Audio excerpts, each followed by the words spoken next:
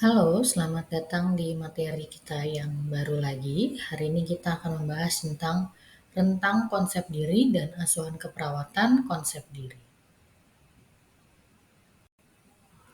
Learning outcome kita pada materi ini yang pertama yaitu kita diharapkan setelah ini mahasiswa mampu menjelaskan konsep diri yang adaptif dan maladaptif, lalu mengidentifikasi perilaku yang berkaitan dengan respon konsep diri, merumuskan diagnosis keperawatan yang berkaitan dengan respon konsep diri, dan yang terakhir menganalisa tindakan keperawatan yang berkaitan dengan konsep diri.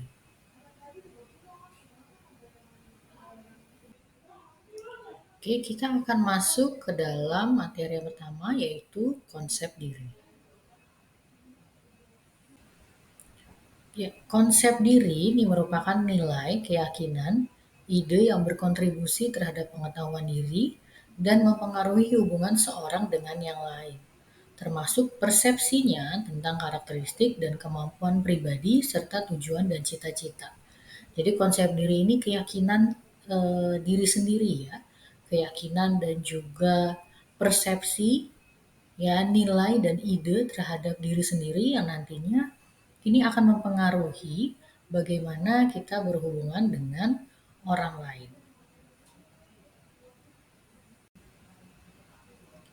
Konsep diri ini dipengaruhi oleh perkembangan, mulai dari kita bayi sampai dengan kita lansia, lalu dipengaruhi oleh orang lain ini bisa keluarga, teman sebaya ataupun lingkungan, dan juga persepsi dari diri sendiri. Kenapa perkembangan mempengaruhi? Karena kita dari perkembangan bayi sampai dengan lansia, ada tumbuh kembang psikososial yang harus dicapai. Nah, ini yang nantinya akan mempengaruhi konsep diri kita. Apakah dia tercapai atau tidak tercapai. Lalu orang lain, pandangan dan persepsi orang lain itu juga nanti akan mempengaruhi konsep diri kita. Dan juga yang pasti persepsi dari diri kita sendiri. Konsep diri ini sendiri terbagi atas 5, yaitu yang pertama gambaran diri atau citra tubuh, ideal diri, harga diri, peran, dan juga identitas diri. Kita akan bahas satu-satu dan kita akan membahas mulai dari gambaran diri atau citra tubuh. Jadi gambaran diri ini merupakan sikap sadar dan bawah sadar, persepsi tentang ukuran, fungsi, bentuk ataupun penampilan dan potensi dari seseorang terhadap tubuhnya sendiri.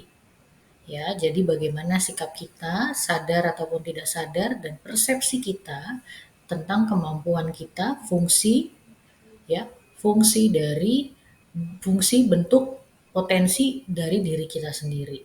Nah, citra tubuh ini akan berubah saat persepsi dan pengalaman baru terjadi dalam kehidupan.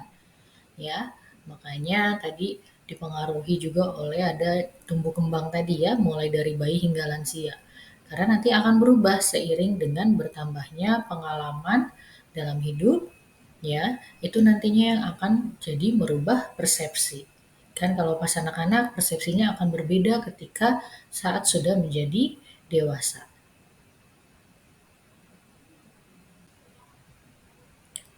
Kita bisa lihat ya, ini ada tanda panah. Jadi, kita lihat tanda panah yang ke atas ini, semakin tingginya penerimaan diri kita terhadap diri sendiri, itu akan semakin tinggi harga diri kita.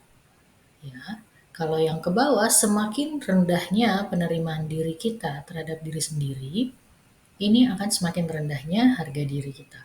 Nah, ini yang akan nanti mengganggu konsep diri. Sekarang kita akan membahas tentang ideal diri. Ideal diri itu adalah persepsi seseorang tentang bagaimana berperilaku berdasarkan standar pribadi tertentu. Ya, jadi bagaimana persepsinya dia ketika dia berperilaku berdasarkan standarnya, standar pribadi tertentu. Oke, standar siapa nih? Nanti kita akan lihat ya. Nah, ideal diri menimbulkan harapan diri berdasarkan norma masyarakat yang dicoba untuk menyesuaikan diri. Nah, ini dia nih. Standarnya, kalau di kita kan ada yang namanya adat budaya, norma. Nah, itu standarnya biasanya. Bagaimana kita berperilaku. ya. Nah, ideal diri ini akhirnya nanti menimbulkan harapan berdasarkan norma tadi. Jadi karena adanya standar, ya, bagaimana berperilaku, nah idealnya kita menyesuaikan diri dan berperilaku seperti standar tersebut. Nah, itu persepsi seseorang tentang bagaimana berperilaku. Itulah ideal dirinya.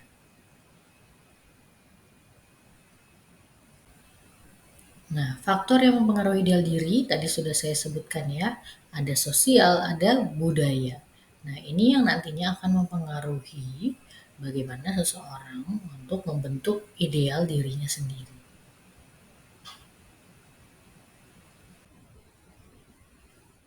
Kita akan membahas konsep diri yang berikutnya, yaitu harga diri. Jadi harga diri ini merupakan penilaian harga diri pribadi seseorang berdasarkan seberapa baik perilakunya cocok dengan ideal dirinya. Jadi ini berkesinambungannya dengan ideal diri tadi. Jadi ketika ideal dirinya baik, dia merasa harga dirinya juga baik, ya. Karena penilaian harga diri pribadi seseorang berdasarkan seberapa baik perilakunya cocok dengan ideal dirinya. Oke. Nah, harga diri tinggi adalah perasaan penerimaan diri tanpa syarat. Nah, jadi ketika dia bisa menerima dirinya sendiri, itu merupakan satu harga diri yang tinggi. Sumber harga diri sendiri itu dia berasal dari diri sendiri dan juga orang lain. Adanya penerimaan, kehangatan, pujian, dan rasa hormat dari orang lain itu juga nantinya akan meningkatkan harga diri seseorang. Oke, kita lihat nih gambar yang di sini. Ya, ada ini yang menyebabkan harga dirinya rendah, yaitu ketika konsep dirinya beririsan dengan ideal dirinya itu sedikit. Ya, jadi ketika ini orang dengan harga diri rendah itu adalah ketika bisa konsep dirinya itu tidak sesuai dengan ideal dirinya, ya, nggak ketemu, hanya sedikit yang ketemu. Jadinya dia memiliki harga diri yang rendah. Berbeda dengan yang memiliki harga diri yang tinggi. Ketika konsep dirinya ketemu dengan ideal dirinya. Ya, jadi ini akan membuat dia memiliki harga diri yang tinggi. Berikutnya kita akan membahas tentang peran. Peran itu merupakan sekumpulan pola perilaku yang diharapkan secara sosial berhubungan dengan fungsi seseorang dalam kelompok sosial dan sosial yang berbeda. Nah, ini peran ini jadi sekumpulan pola perilaku yang diharapkan yang berhubungan dengan fungsi. Jadi bagaimana perilakunya dan fungsinya itu sesuai dengan yang diharapkan. Misal, seorang ibu, ya, perannya sebagai ibu, bagaimana perilakunya seorang ibu? Perannya sebagai ayah, bagaimana perannya sebagai ayah, perilakunya bagaimana? Gitu juga anak, ya, seperti itu. Oke, harga diri yang tinggi dihasilkan dari peran yang memenuhi kebutuhan dan sesuai dengan ideal diri. Nah, harga diri yang tinggi ini akan bisa dapat ketika dia bisa memenuhi perilaku dan fungsi dari perannya. Ya, ketika seorang kepala keluarga, ya, seorang ayah, dia berperan sebagai kepala keluarga, terus dia berperilaku sebagai kepala keluarga yang baik, itu harga dirinya akan meningkat. Seorang ibu, ya, dia seorang ibu, dia berperilaku sebagai ibu yang baik, itu juga akan membuat harga dirinya meningkat.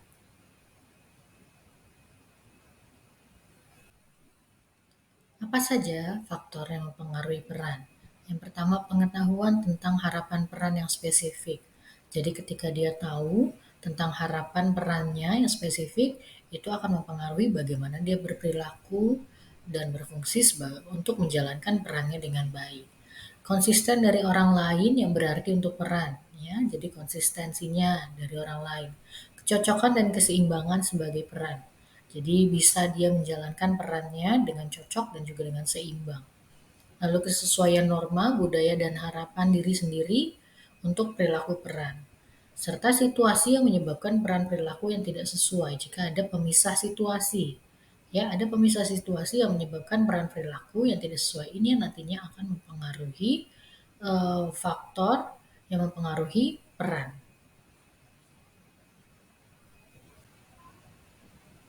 Berikutnya adalah identitas. Identitas ini merupakan kesadaran diri yang didasarkan pada observasi dan penilaian diri terkait prestasi, aktivitas, karakteristik, ataupun peran. Jadi identitas ini nggak hanya dia mengetahui dia sebagai laki-laki ataupun dia sebagai perempuan ya, tapi juga dia sadar akan penilaian dirinya terkait prestasi, aktivitas, karakteristik, dan juga peran. Jadi dia tahu dia sebagai perempuan, dia sebagai ibu, dia harus seperti apa.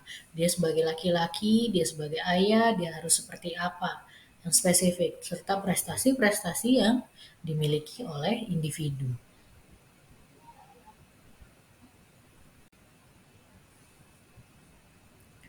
Komponen identitas diri yang pertama itu ada etik moral ya, bagaimana dia mengamati, membandingkan, menetapkan standar dan membuat penilaian yang akan mempengaruhi diri sendiri. Ya, jadi ada etik dan moral. Jadi dia bagaimana mengamati, membandingkan dan akhirnya menetapkan standar yang nantinya akan mempengaruhi dirinya sendiri. Bagaimana dia menilai identitasnya. Ya, terus konsistensi diri, bagaimana dia mempertahankan citra dirinya yang stabil. Jadi dia tetap mempertahankan dia punya tubuh baik secara fisik itu stabil, ya, ataupun juga secara mental. Yang berikutnya adalah ideal diri atau ekspektasi. Persepsi yang dimiliki seseorang terhadap harapan orang lain. Bagaimana persepsi dirinya ya terhadap harapan dari orang lain, mungkin dari keluarga ya ataupun dari lingkungan. Itu yang nantinya ini komponen dari identitas diri. Ini untuk rentang respon konsep diri. Dapat kita lihat ya, di sini ada rentang konsep dirinya nih. Di sini yang adaptif itu yang bagus. Yang maladaptif itu yang tidak bagus. Lihat, adaptif itu ketika dia mencapai kepada aktualisasi diri. Ya, jadi tercapai tuh semua 5 konsep dirinya dengan baik. Dan juga kita lihat ya yang semakin ke maladaptif memiliki konsep diri yang positif itu juga bagus. Ya, udah mulai dari harga diri rendah, nah ini dia udah mulai terganggu konsep dirinya. Terus dia identitasnya terganggu ya dan juga sampai dia mengalami depersonalisasi. Ya, nah ini adalah yang maladaptif, mulai dari depersonalisasi sampai dengan harga diri rendah. Untuk positif self concept, ini dia masih bagus karena dia masih memiliki konsep diri yang baik. Yang paling bagus ini adalah yang aktualisasi diri. Sekarang kita akan masuk ke asuhan keperawatan konsep diri.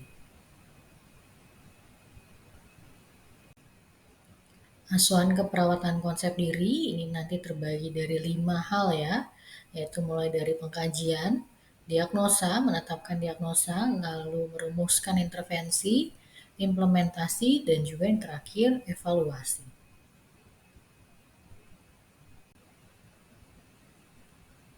Di pengkajian, kita lihat faktor predispresi dari gambaran diri atau citra tubuh. Ya, yang pertama itu kehilangan atau kerusakan bagian tubuh, anatomi dan fungsi. Misalkan dia dengan bagus ya semuanya ada tangan, kaki, akhirnya dia mengalami amputasi. Nah, ini dia akhirnya kehilangan dan kerusakan itu termasuk bagian dari kehilangan dan kerusakan bagian tubuh. Itu nanti akan merubah gambaran diri dan juga citra tubuhnya. Atau ada perubahan ukuran, bentuk, dan penampilan tubuh akibat tumbuh kembang atau penyakit. Ya, misalkan dia kena penyakit yang akhirnya menyebabkan dia menjadi mengalami penurunan berat badan yang drastis. Nah, itu juga nanti akan membuat perubahan terhadap gambaran dirinya, persepsi dia terhadap gambaran dirinya akan berubah. Proses penyakit dan dampaknya terhadap struktur dan fungsi tubuh. Oke, misalkan penyakit fisik nih cuci darah, nantinya akan ada perubahan fungsinya, ya kan? Dia akan harus dicuci darah terus. Nah, nanti akan ada berubah. Lalu proses pengobatan seperti radiasi dan kemoterapi. Nah, ini kan kalau orang-orang dengan cancer yang mengalami radiasi dan kemoterapi itu juga akan mengalami perubahan secara fisik. Nah, ini nantinya yang akan merubah persepsi dirinya terhadap gambaran diri atau citra tubuhnya mereka sendiri. Apa saja tanda dan gejala dari gambaran diri atau citra tubuh? Ya, tanda gejalanya yang mengalami gangguan gambaran diri dan citra tubuh, yang pertama dia menolak menyentuh ataupun melihat bagian tubuh tertentu. Jadi dia nggak mau ya, bagian tubuh yang dia rasa itu nggak bagus buat dia nggak mau lihat, nggak mau sentuh, ya. Lalu dia menolak bercermin, dia nggak mau melihat ke kaca dan tidak mau mendiskusikan keterbatasan atau cacat tubuhnya dia, menolak usaha rehabilitasi, lalu usaha pengobatan mandiri yang tidak tepat, dan juga menyangkal cacat tubuhnya. Jadi dia nggak mau nih, benar-benar menolak sekali akan tubuhnya. Sedangkan penerimaan ya apa harga diri yang bagus itu adalah ketika dia memiliki penerimaan yang tinggi terhadap dirinya sendiri.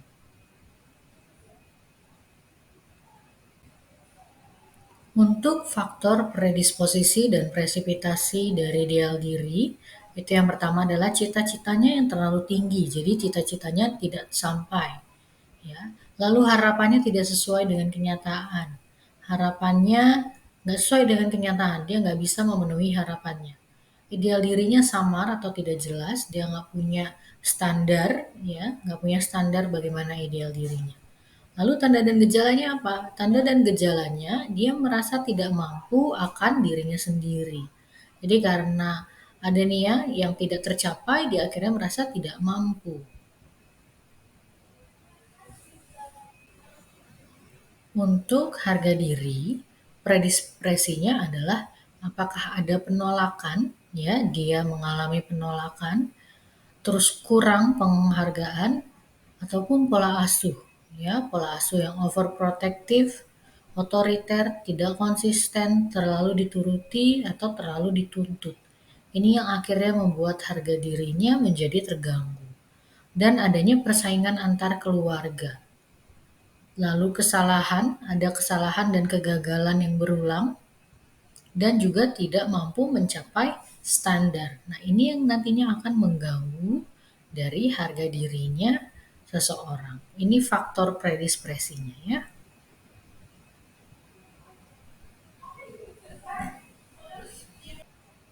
Untuk tanda dan gejala seseorang yang memiliki harga diri yang rendah atau terganggu, itu yang pertama dia menilai dirinya secara negatif.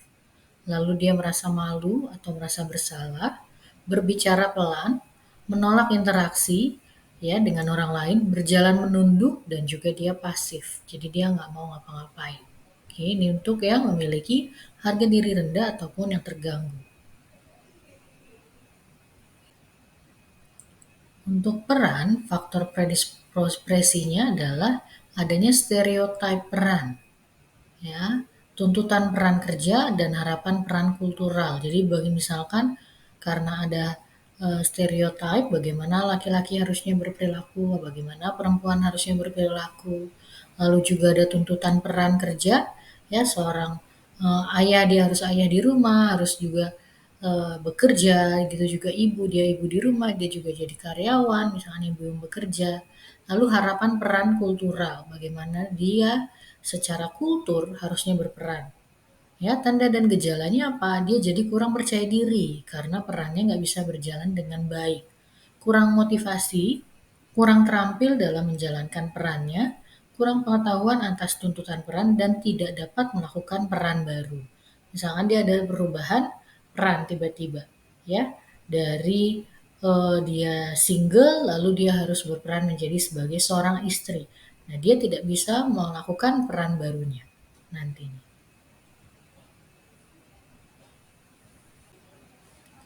Sekarang kita akan membahas tentang predisposisi dan presipitasi dari identitas. Kalau dilihat predisposisinya, yang pertama adanya ketidakpercayaan dari orang tua, itu nantinya akan mengganggu identitas. Lalu ada tekanan dari teman sebaya dan juga perubahan struktur sosial. Nah, ini yang nantinya akan mengganggu identitas dari seseorang. Tanda dan gejala yang muncul pada gangguan identitas itu yang pertama adanya kepribadian yang bertentangan. Ya, jadi dia bertentangan dengan standar. ya, dengan norma, dengan standarnya yang berlaku. Lalu perasaan yang mengambang tentang diri sendiri, jadi dia nggak tahu dirinya ini siapa. Lalu kerancuan gender, dan juga tidak mampu empati terhadap orang lain. Ini yang akhirnya bikin dia krisis identitas.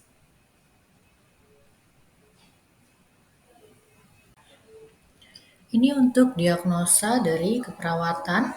Yang pertama adanya gangguan citra tubuh, lalu harga diri rendah situasional, ketidakberdayaan, keputusasaan, ketidakefektifan coping individu, dan juga ketidakefektifan performa dari peran.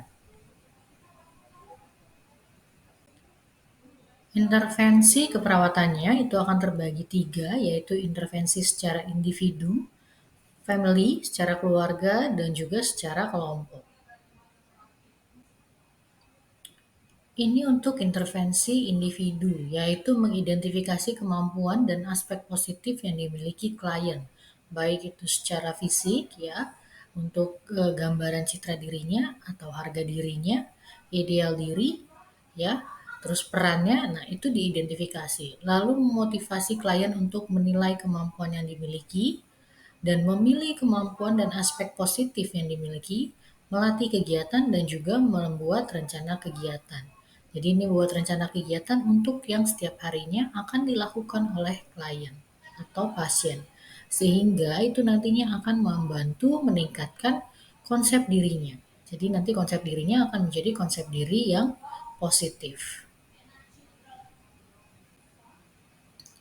Untuk intervensi keluarga, yang perlu dilakukan keluarga adalah yang pertama, membantu klien atau pasien mengidentifikasi kemampuan yang dimiliki, lalu merawat klien dengan memfasilitasi aktivitas klien, lalu memotivasi klien untuk melakukan kegiatan yang dipilih, menilai perkembangan klien ya setiap harinya dari aktivitas yang dia lakukan, apakah ada perubahan, dia semakin bisa mandiri. Lalu motivasi klien menilai kemampuan yang dimiliki. Jadi dia sendiri, si kliennya ketika dia sudah melakukan kegiatan yang dipilih, dia juga perlu menilai apakah kegiatan itu jadinya berhasil ataupun bermanfaat untuk dia sehingga dia memiliki konsep diri yang positif.